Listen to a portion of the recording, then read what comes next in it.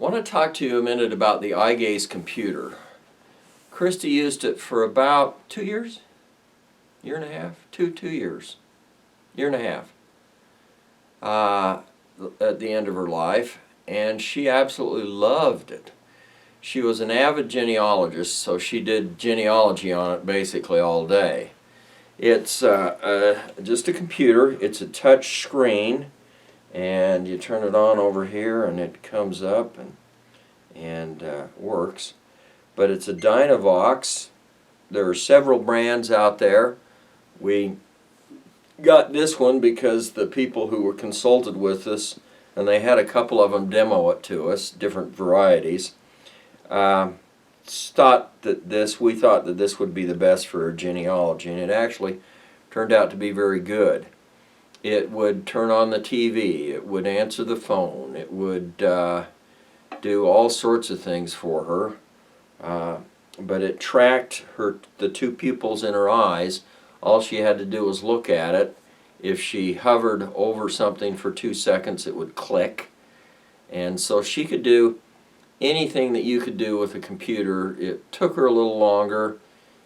Typing was particularly difficult. As we talked about in voice banking, you can type the sentence in, and it has a good anticipation program. So you start to type something, and it'll bring up everything that might fit into that category, and then you can just click on the sentence that is appropriate, or you can continue writing the entire sentence. So it worked extremely well for her. It would speak. When she would click on it, it would read the sentence to you. Like we said in voice banking, if you bank your own voice, then it will actually speak in your voice. We didn't end up doing that for Christy.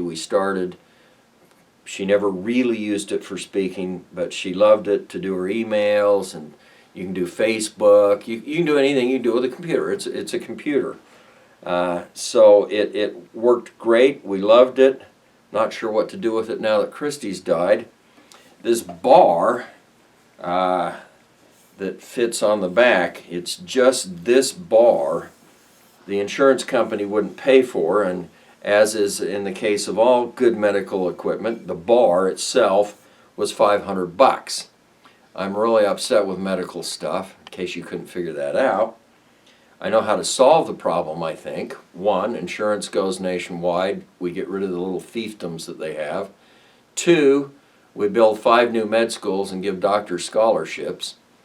And 3, if I pay cash for this thing, I get the lowest negotiated group rate, any rate, lowest price, period, if I pay cash for it. If you actually knew what these things cost, instead of billing out for $50,000, it really runs a couple of $1,000.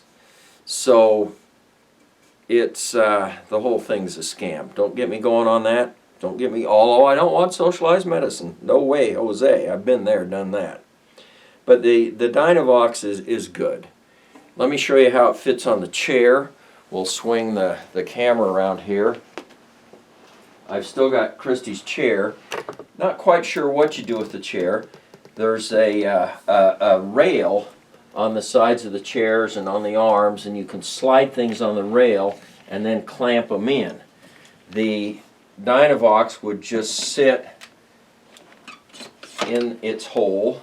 You'd swing it around, and then you'd lock it down, and then Christy could sit and do the Dynavox. You have to get it level with her, and it calibrates to her pupils, and you do that every few days. It takes 2 or 3 minutes, but she absolutely loved the Dynavox, and she could sit and do her thing, her emails, her letters. It would speak. Like I say, it'd answer the phone, and she could tell it to turn on the TV, and she could change the channels and everything else. So this is something that you're going to need if they progress slowly and are going to be in a state where they can't move for a while. Christy, she could kind of lift an arm a little bit, but she couldn't straighten her fingers out.